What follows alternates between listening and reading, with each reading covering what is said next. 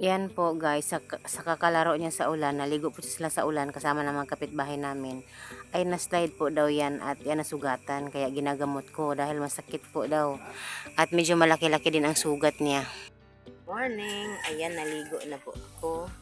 Kahapon po ng hapon naglaba ako hanggang 7 o'clock pero hindi natapos, babalik ako ngayon. So before that, bibigyan muna natin si Lol Orek ng pagkain before tayo aalis kasi walang ibang magbibigay ngayon kasi walang iba, malisibyanan, wala na talaga. Masakit ang ngipin ko. Ayan, kakaligo ko lang kasi kahapon wala akong ligo kaya grabe ang aking kabuhi kahapon. Oy, hindi talaga mamasi-masi yung kabuhi ko kahapon. Ang lamig ng ano ko, balat at pawis, as in talaga yung kabuhi ko. Hindi ko alam sa Tagalog ano yung kabuhi, basta yun. So bigay muna tayo. So mayroon tayong isda na bigay ng amo kasi kakagaling ko lang ngayong hapon sa kanila dahil nag-ano ako ng mga damit. Yun bang ginahipos ko ang mga damit nila. Galing ako sa amo at may isda na naman akong libre. So hindi na ako bibili ng ulam kasi ayan oh, ang lalaki ng isda. Mamahalin po yan. So share rin ako sa mga kapitbahay. So ayan.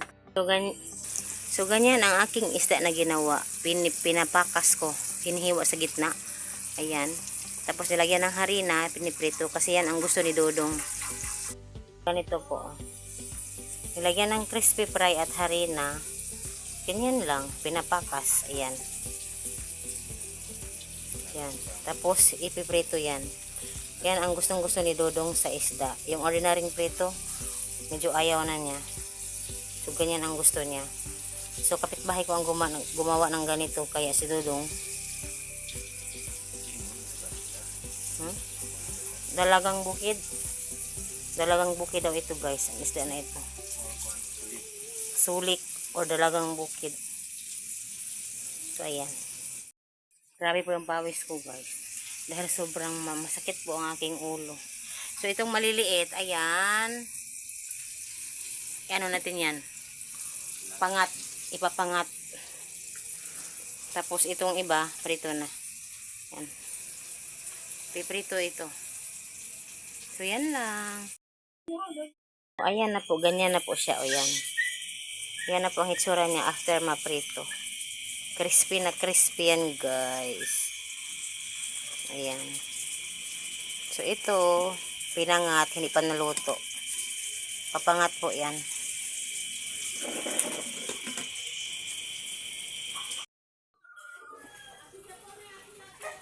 Tin, pas mag-guess. Ano sa? Hugas plato siya. Entering my 5.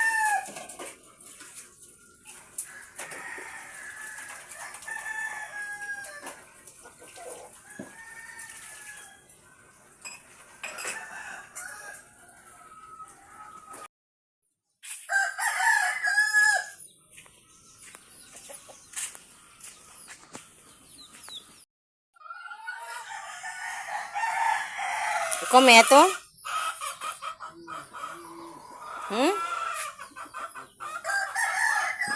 Yung kape man dapat yung pan. Okay ah. So, ha?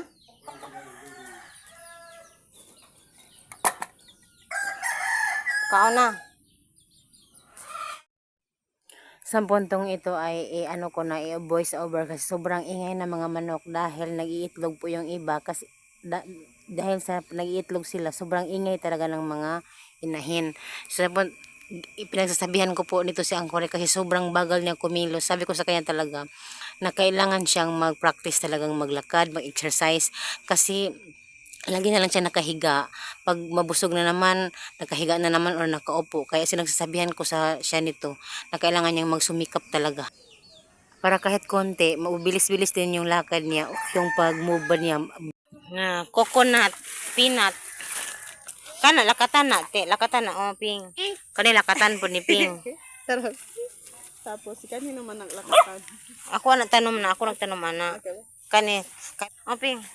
The coconut is yours. Una akong gulayan sa una, karon wala na chance. Sili, kita niyo yan. Napakaraming sili. Yan. So yan. Lansones. Marang lansones. Ito sili pa din. Napakadaming coconut dito. O, tingnan nyo ha. Maraming mga coconut na nahulog. Yan, mga coconuts. Nahulog lang yan. Tumubo na nga eh. Ito mga patula. Yan, similya. Sobrang daming patula sa taas. Tanim ng tatay ko po yan.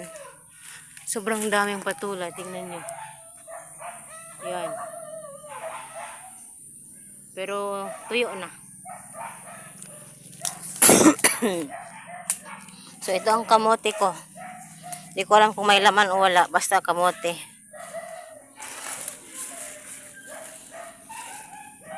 Diba? Wala na sigurong laman yan ay.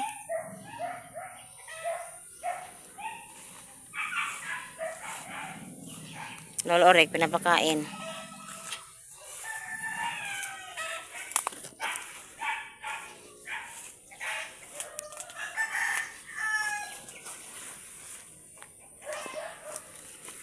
Coconut pa din.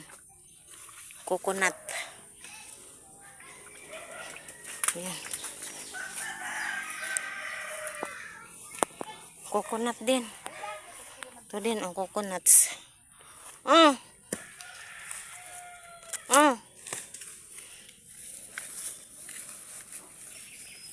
Ah!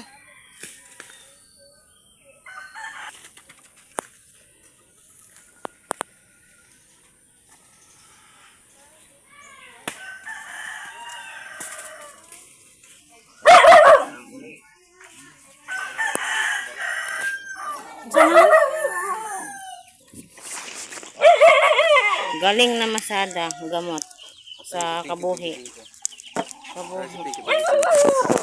So nakakita kami ng ahas sa bahay ni Lolo Rick. Ayan ang laki.